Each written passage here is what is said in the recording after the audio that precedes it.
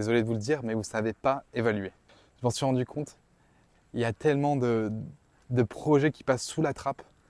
de tellement de personnes qui, je veux dire moins de la moitié quand même, mais ça reste une bonne partie, qui submittent leurs projets, qui font leur évaluation et en fait qui te bullshit parce que soit le code n'a pas été écrit complètement par eux, donc pour les parties les plus difficiles, ils l'ont fait écrire à quelqu'un d'autre, ou alors ils se sont servis gracieusement sur le GitHub d'une personne qui a déjà fait le travail pour eux, ou bien sûr avec l'IA. Et le truc c'est que ça peut facilement passer crème pour eux, dans le sens où si toi tu es l'évaluateur, tu viens évaluer quelqu'un, si le mec commence à trop prendre la main en fait et à te parler, il va te mener en fait où il veut, et il va sortir ses explications et tu vas être là et tu vas dire ok bon, surtout si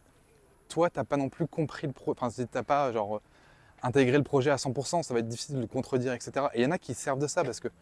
en vrai, en arrivant à lire correctement la syntaxe d'un langage, bah, tu peux juste lire le langage en changeant les mots avec du français ou là de l'anglais en l'occurrence, pour que ça fasse des phrases cohérentes qui ont du sens.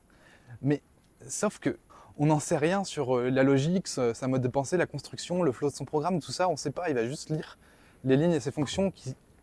sont sûrement le travail de quelqu'un d'autre. Enfin, en tout cas, dans ce cas-là, ça l'est. Et du coup, pour contrer ça, en fait, il y a un moyen qui est très simple. Vraiment, c'est la prochaine fois que vous allez évaluer quelqu'un, et peu importe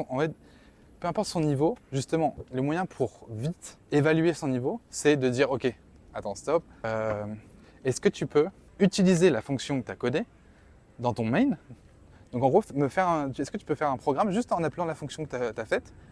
en lui passant des arguments, genre je sais pas, par exemple si c'est string copy,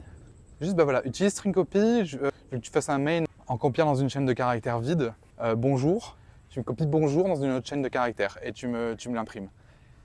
Et voilà, rien qu'en faisant ça, vous allez tout de suite voir si la personne en fait a testé son code ou pas.